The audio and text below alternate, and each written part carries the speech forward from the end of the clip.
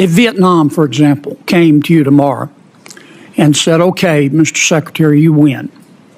We're going to remove all tariffs and all trade barriers.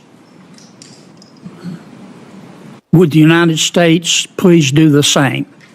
Would you accept that deal? Absolutely not. Okay. Absolutely not. That would be the silliest thing we could do. Why is that? Vietnam has a $125 billion exports to us and imports from us $12.5 million. And you're thinking, Vietnam exports $125 billion? I'm aware of the figures, but tell me where do they get it from? They buy $90 billion from China, then they mark it up and send it to us. So they're just a pathway of China to us. You wouldn't accept that deal? No, it's a terrible deal. We're the one with money. We're the one with the store. Of course they want us to take down. What's the purpose of reciprocity then?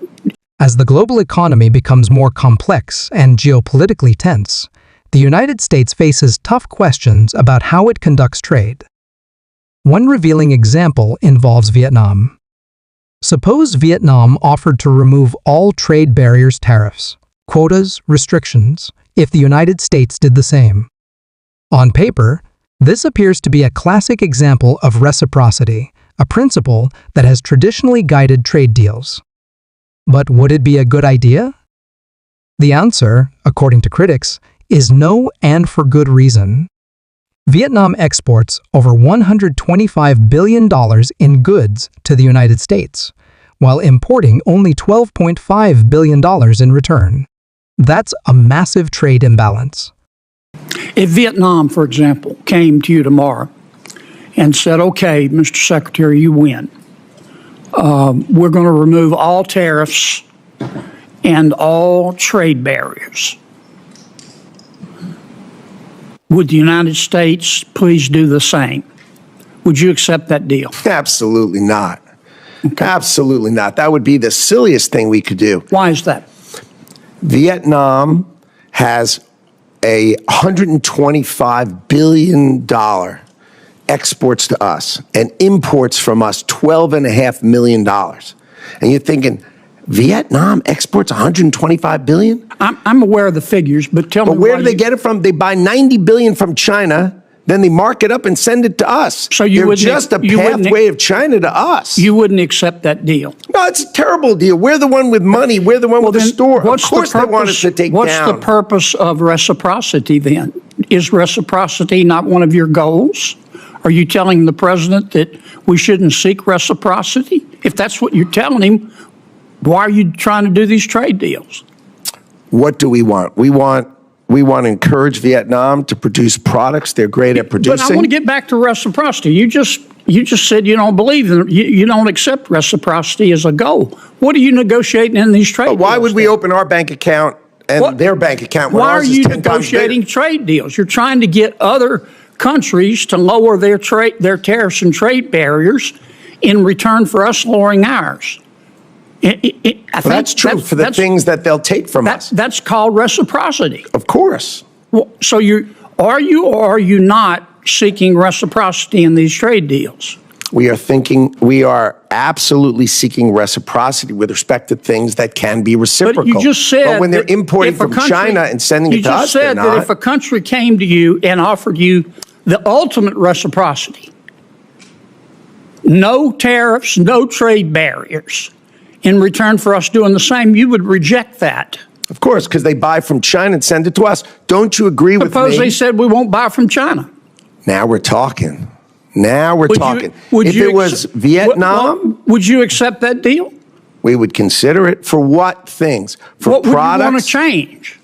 Well, there are certain products we want to reshore. We don't want other people making them. We want to make pharmaceuticals here. Right. We need to protect ourselves from certain things. Let me ask you this, because I'm going to run out of time. Are trade deficits, are you advising the president that trade deficits are always bad in every situation? No. Okay. When are trade deficits good? Trade deficits, for instance, let's say there was a company that had the cure for cancer. Let's call it Cancer Cure. and we were buying it and it was located in another country, we would obviously have a trade deficit with them because they have the only one of it. An example, our technology companies, our great technology companies, we're the only ones with it. So a trade deficit is okay if they're products we really need. If they're the only ones with it and we can't do it, then of course it's fine. But if we can do it, then we darn well better think about whether we're supposed to do it. More importantly, a large share of those exports may originate in China, with Vietnam acting as a transit hub. If true, then eliminating tariffs would mainly benefit Chinese manufacturers, not Vietnamese producers, and certainly not American workers. This highlights a flaw in traditional views of reciprocity. Equal rules do not produce equal outcomes when one side benefits far more than the other due to structural imbalances in production and market access. Trade deficits often carry a negative reputation, but they're not always harmful. If another country produced a life-saving drug unavailable elsewhere, the United States would rightly run a trade deficit to access it. Similarly, U.S. tech companies generate trade surpluses because other nations depend on their unique innovations. The key is not whether a trade deficit exists, but whether the imports are strategically valuable and whether the United States could or should produce them domestically. In recent years, especially post-pandemic, the dangers of relying too heavily on foreign suppliers. The United States is now reassessing its dependence on imports for essential products like pharmaceuticals, semiconductors, and medical equipment. In these sectors, reshoring isn't just economic policy, it's national security. Reciprocity sounds fair in theory, but in practice, it can lock the United States into lopsided and risky trade relationships. Smart trade policy should be selective, strategic, and guided by long-term national interests, not ideological commitments to blanket free trade. In an unpredictable world, it's not just about trading freely. It's about trading wisely.